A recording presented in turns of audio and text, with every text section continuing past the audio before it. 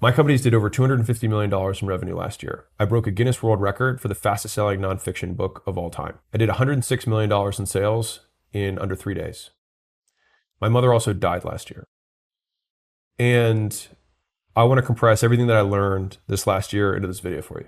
For 8 years, I've had the habit of texting myself lessons as they came up so I wouldn't forget them. And every year I make one video like this. And every year it is my most listened to podcast that I have. And so this is 2025 Lessons and Failures. The first is that fear exists in the vague. And so if you're afraid to take the risk, write it down in excruciating detail what you're actually afraid of having happen. Like really step by step, what happens next when you fail. You'll often find it's not that bad when you spell it out because it only exists when it's hazy, not when it's crisp. Because when you actually play it out, okay, maybe you do go back home. And what does going back home really mean? It means that you go back in your old room, or maybe you sleep on a couch, or maybe you sleep on a friend's couch. And so besides the rules that you believe other people have on your life that you think you're breaking, that is all made up because they don't really care that much, because no one really cares that much about anyone besides themselves. It's all make-believe. And I think that when you get as specific as humanly possible, but like, oh, I don't want to post this content. What? Because you're afraid that some unnamed account or some named account will write words on a screen that you'll read that will make your feelings go away. Like that is what will stop you from achieving your goal. Having a stranger tell you to fuck off because you reached out is the reason. That's it. Like you're like, I didn't achieve my goals because I was afraid that somebody I don't know would tell me that I suck. When you say it like that, you're like, shit. Now let's say a different version. I didn't achieve my potential. I never pursued any of my goals because someone I know, I was afraid that they would say that they didn't approve of my behavior anymore. Maybe you shouldn't A, care what they think, or B, have them in your life. And so when I decided to launch this book, $100 million Money Models, the goal was to do $100 million in the weekend. And I made that goal public within the company so everybody knew. And one of the people on my team said, well, what if we don't hit it? And I remember almost being like disgusted. Like that was like my physical reaction to when that person said that. And I remember just looking at him and I was like, dare greatly, motherfucker. Like, what's the point? Like, if we fuck up, we die trying. You know what I mean? Like, so what? But like, we're going to still fight like hell to try and make it happen.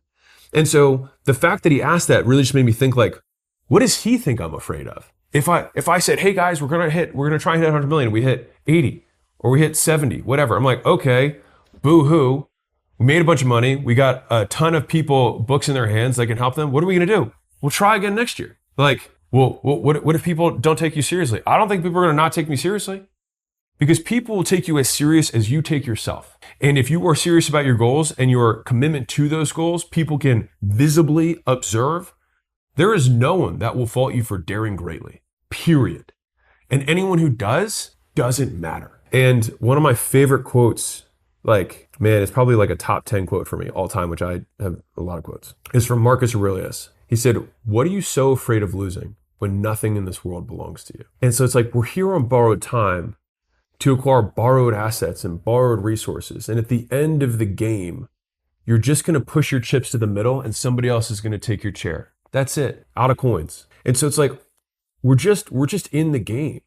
Like we're just here, we're renting, we're leasers, right? None of this is permanent. And so the idea that we'd fear some permanent outcome from an impermanent existence, the longer I've been in the game, the more disgusted I am by that feeling and by someone questioning that. And so I share that with you because when that young man said that to me, it was just a great reminder of like, we ended up hitting the 100 million. We did 106. But like, you have to believe on some level that you can hit it. And you also have to believe even more that you will die trying. And I think that your commitment has to be to the effort that you're willing to put forth and completely divorced of the outcome. I believe that we could hit it because all the math made sense. But could I ultimately control whether ads got delivered or an account gets shut down or the internet doesn't work or there's a storm that day and all the power generator? Of course, there are things that could happen.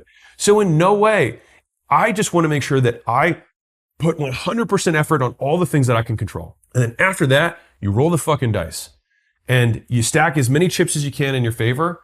And then after that, you let the cards fall where they will. And so that was a very big reminder